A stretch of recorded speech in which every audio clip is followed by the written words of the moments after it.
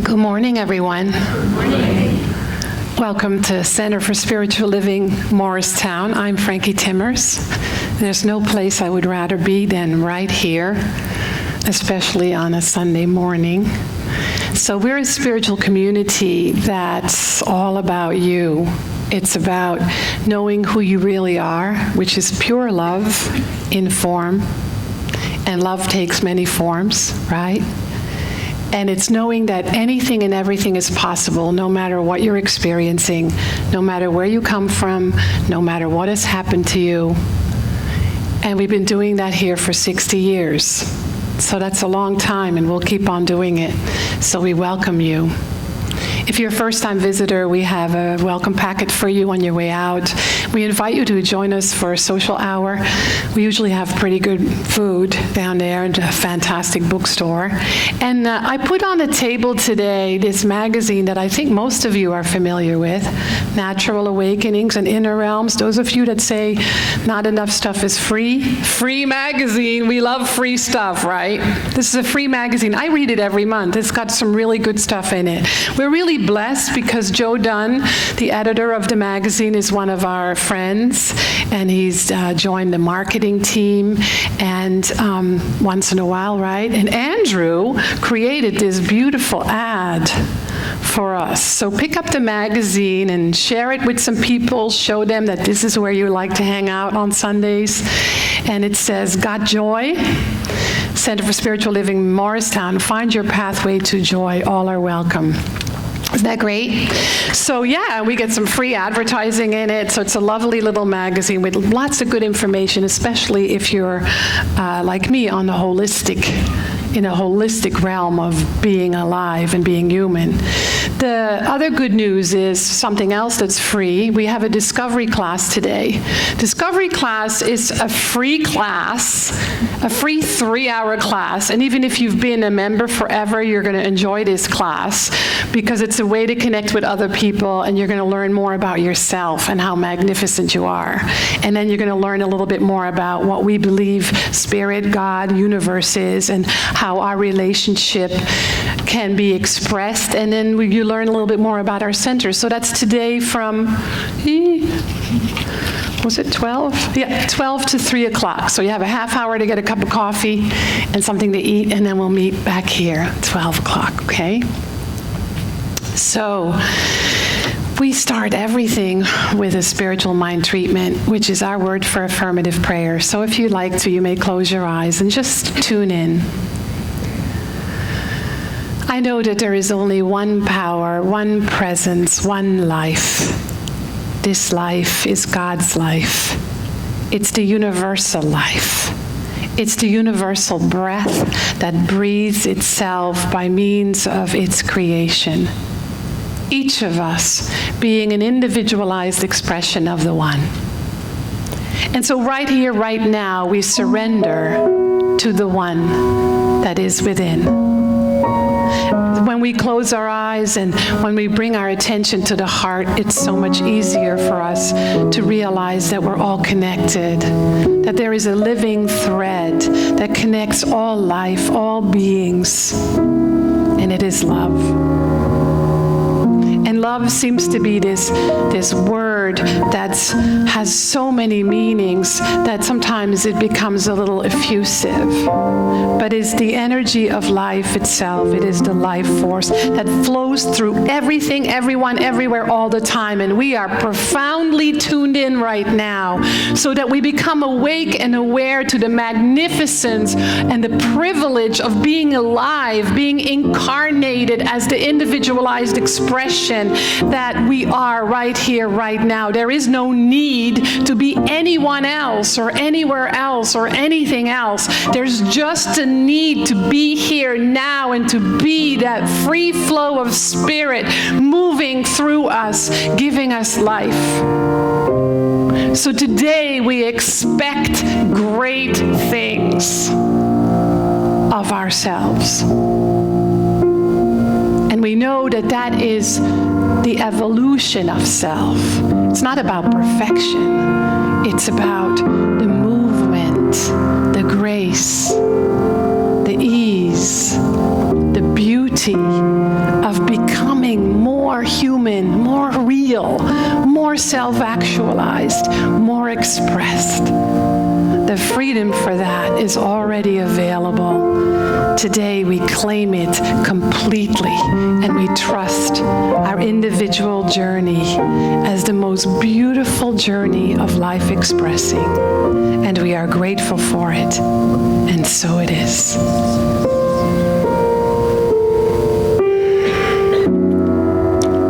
So, some of you received this gift from me at the beginning of the year. Can I see who still has it and is working with it every week? Well, so much for handing out 100 journals, right? But it's okay, because you can scratch it off and put 2018 and use it next year. But this is a lovely journal that was created by our mother organization that we handed out the first Sunday of the year. And it's called an interactive journey. And the theme for the year of our entire organization is values-based spiritual living. And it's calling us to higher ground. So we're in a new month, in the month of June. The theme is spiritual living as accountability. So no rest for the weary in June. We're rising up, we're going higher. And we're talking about accountability, which is a really big topic, right? The blurb for the theme is, we account for our activities, disclose them in a transparent manner, and accept responsibility for our actions and the obligations entrusted to us. It says, be willing to accept responsibility for our choices is an important key to spiritual living. It means being willing to answer for our actions and to live in such a way that our words and deeds are matched to the truth, to the spiritual truth of our being. This is not about a whip or a baseball bat, punishment or shame. This is not about judging ourselves or anyone else. This is just about our North Star, our higher self, calling us to a higher alignment. So let me get that out of the way first, because if you're anything like me, years ago I would have bowed my head in shame and say, well, I suck at this. Right? Because we have this tendency in our human experience to focus more on what's missing and what we're not doing right yet, rather than celebrating how far we've already come. And I'm sure there are some people in this room that don't have that torment or that question. But I think because most of us are, all of us are in this human experience, we have some degree or other where we move through that level of questioning and reflecting and making choices and decisions that then lift us up. So the topic today is D.R.A, and that's a very common abbreviation in our teaching.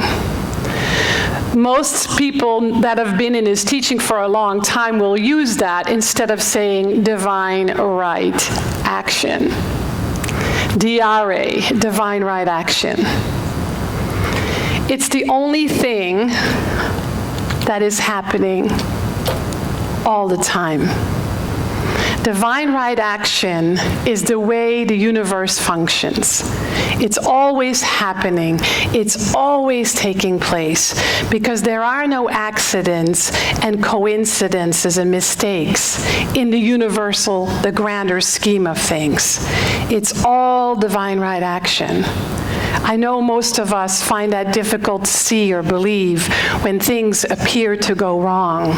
But even then, divine right action is taking place, and the more we're tuned in and the more we're surrendered, the more we move through life with ease and grace, because we trust that what is happening is for our highest and best, and not anything else than that. And that's a different way of working with it. So I was looking up, because English still being my second language, even though I've been here half my life, I was looking up the word accountability and responsibility, because I thought, what's the difference? And boy, sometimes I wish I didn't look things up, because what I learned was that nobody has the right answer, because the perfect right answer doesn't quite exist. It's kind of like the chicken and the egg kind of thing. But there are some qualities that are different. Usually, accountability is something that isn't shared. Responsibility is. See, we share responsibility in being a spiritual community. But accountability is something that's very personal. It's very individual. And so, responsibility usually relates to a task before or after the task. Accountability is usually after, where we look back. Responsibility is more assumed. Accountability is held or imposed or given. With responsibility, it's about being in charge. But accountability is being answerable. Responsibility is being responsible for, accountability is being accountable to. So accountability is more focused, a little more narrow, more personal, more individual. Responsible is more broad. Accountability says, I want to do it right. Responsibility is doing the right thing. And so accountability is more of a personal experience. And someone said, I don't remember who, because I looked all over the internet, that accountability is the secret sauce of responsibility. I like that the best. So when it comes to divine right action, we're not just talking about divine right action is always taking place. It's a universal principle. It's all there is. But it's saying, I am present to divine right action. I'm an instrument of it. I believe it. I live it. And I practice it. So that's what I'm talking about today, about accountability, divine right action, and the principle, the presence, and the practice. So divine right action is, again, not just universal, it's also individual. And the more we believe that divine right action is always taking place in the universe, and I'm an instrument of spirit of the universe, then divine right action must be taking place for me. In some areas, that's really easy. Ta-da! I demonstrated a relationship, or money, or a new job, or a healthy body.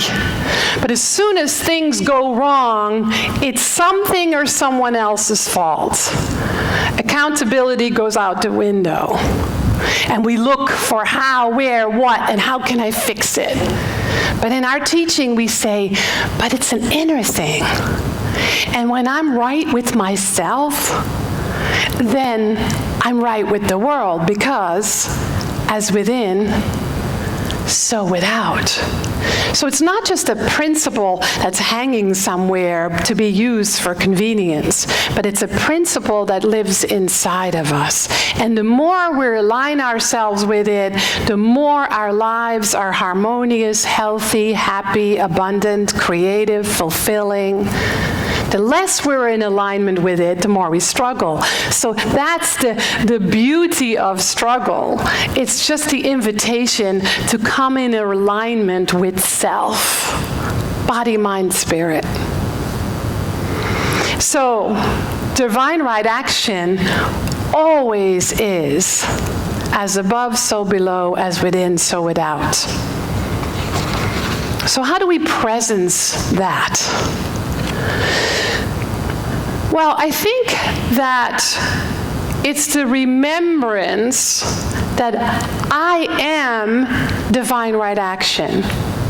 Because if divine right action is all there is and it's taking place universally and I'm an individualized expression of the one, then divine right action is taking place in me. So I then must see that. I must look for that. And because we have the tendency to look for where we're doing it wrong or where it's going wrong, that focus then moves our divine right action in a different direction. So we get to bring ourselves back to the moment and say, no, wait. It is divine right action that my car is falling apart, that I've been diagnosed with fill in the blank, that I was just fired, that I had an accident, that I have an illness. That too is divine right action. How can it not be if divine right action is all there is? If that's what we spiritually attain to, believe, it's then about bringing it present in the moment, in our experience, and relax and surrender. I find that to be really wonderful. I'm noticing lately especially that I'm not reacting as quickly or as much. When things happen, I more effortlessly go, and there's no thoughts in my mind, because I know it's not the beginning and it's not the end. It's a middle. And that middle is calling me higher, calling me deeper, asking me to practice what I really believe, live the principle, trust that divine right action is taking place, and know that there's something here for me to learn. And then I notice the rest is just my quirkiness, my insecurity, my fears, my anxiety. It's not imposed, it's already there. So can I come to a place of being right with myself in that space?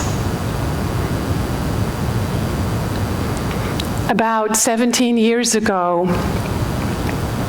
I was given an amazing gift that I cherish and am grateful for every single day.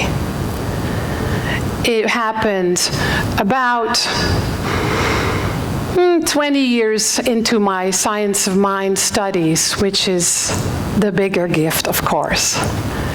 But I was led to a meditation teacher and a Sufism practice, or a branch of Sufism in this country that truly shifted everything for me. It brought this teaching to a level that I could not have imagined. It's more of a mystical teaching. And it's part of my spiritual practice, especially meditation. And there's a thing in Sufism called adab. It's A-D-A-B. And it's about being noble. It's about living as if you're standing before God, as if God is witnessing you. It's about living with so much respect because you know you're not separate from God. And so that's a word that's used a lot in the writings, in the talks I listen to, in the practice. And of course, I stumble with it every day, like we all do. But it's always before me. So it's on my mind when I'm interacting with people, when I'm on the highway, when I see trash on the ground before me. It is mine to pick up and not to just leave it.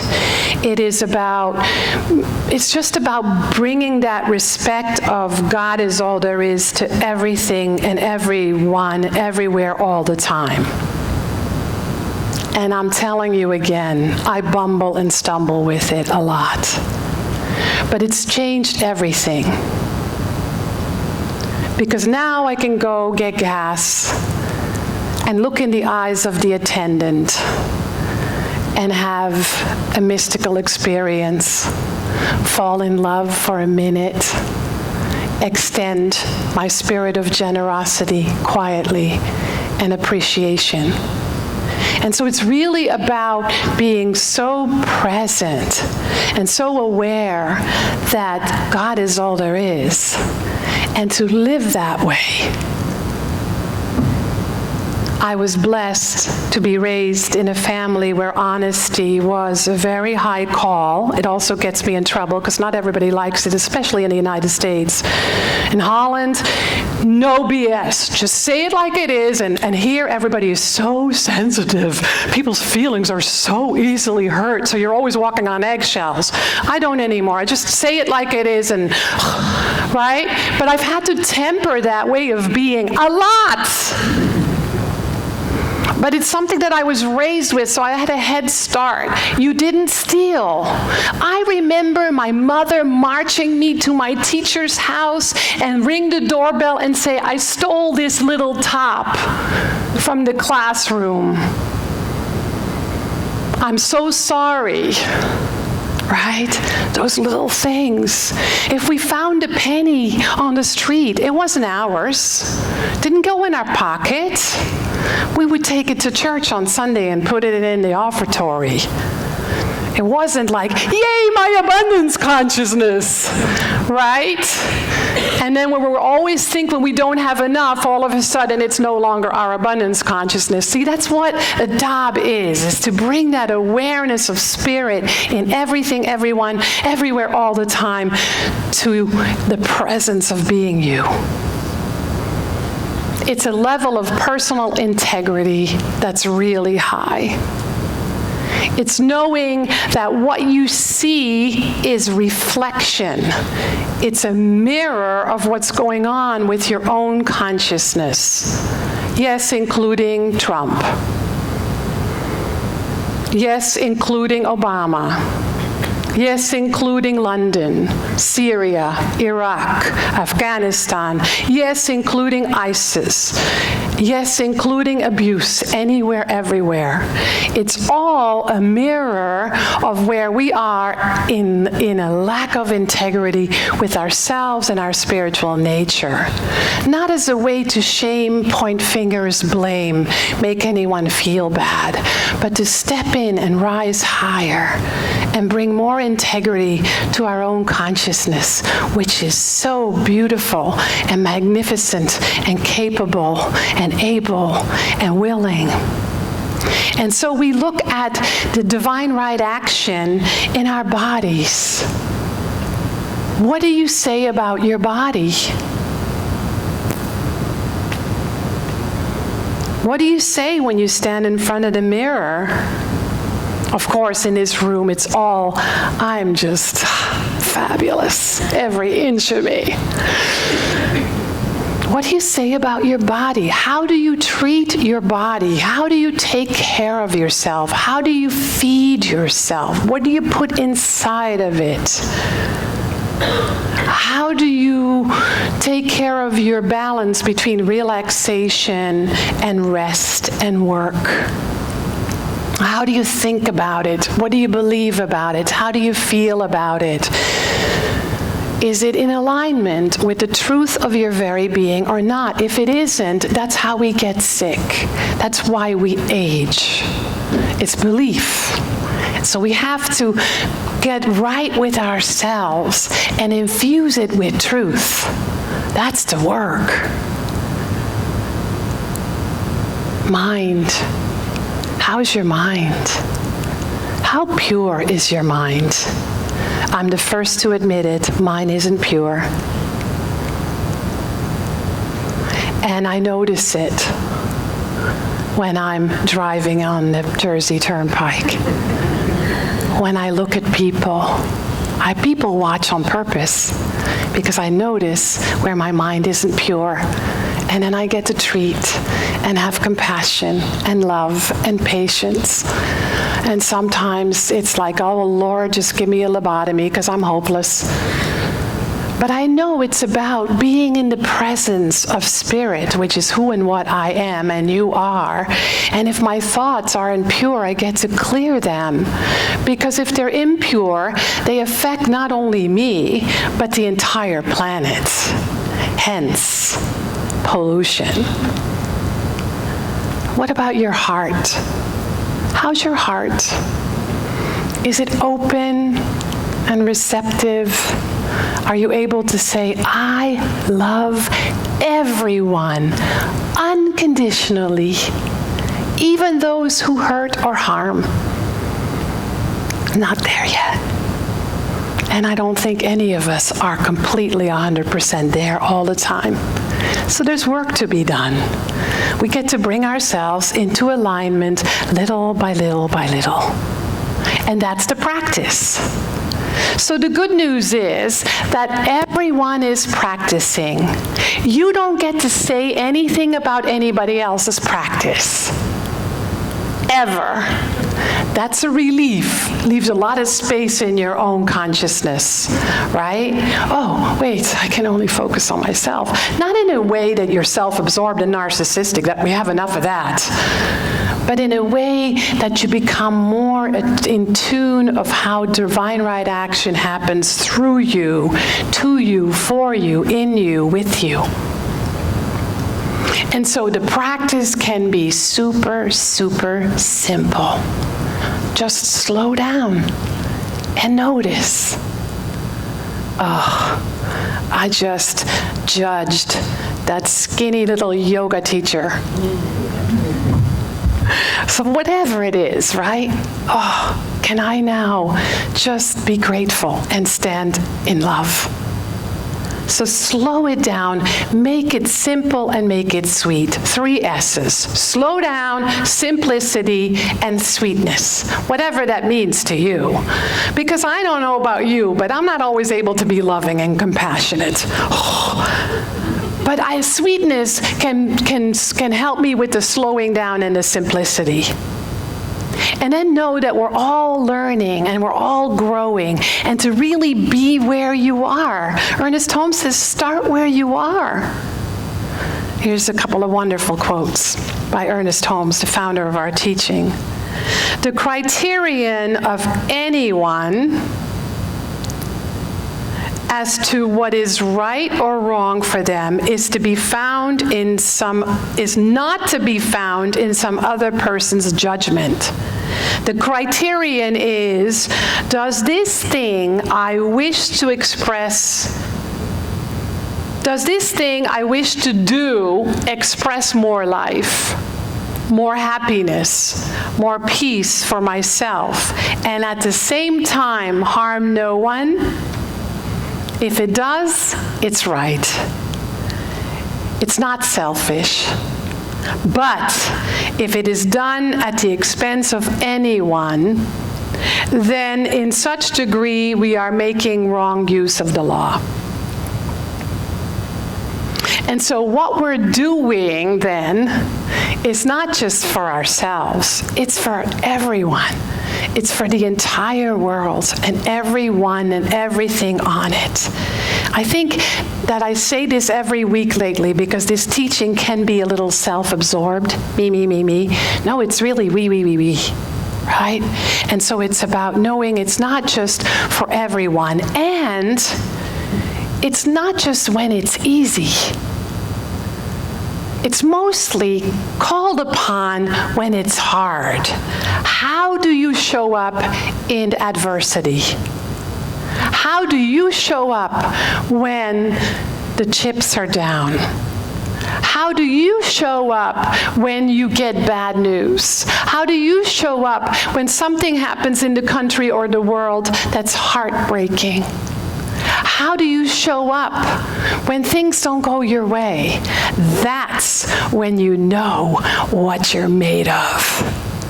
That's when you know that all the spiritual practices you've done up until now are there to support you. That's when you know why you need a spiritual community. That's when you know that you need to practice and study all the time. There is no rest for the weary. And so Ernest Holmes also says this: there is a perfect pattern, and we believe in it. And the perfect pattern is where we are and not somewhere else. It's already within us. This is the divine incarnation, the involution. It's from his books, Seminar Lectures. The last quote was from The Science of Mind. So I'm going to add a piece to it. The perfect pattern is where we are and not somewhere else, but the perfect pattern is who we are. The perfect pattern is already who you are. It's already within you.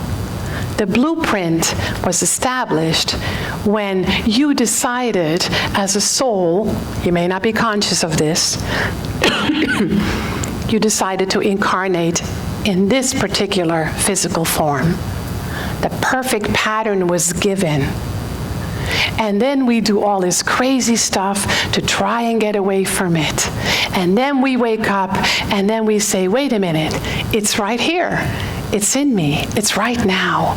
I just have to come into alignment with it. Let me choose to do it simply, to slow down, and to do it with sweetness. And so it is. Let's have some wonderful music with Alva Nelson, 2 weeks in a row. Woo! Did you hear with Jackie last week? And Rhonda Dene, the goddess of the moment.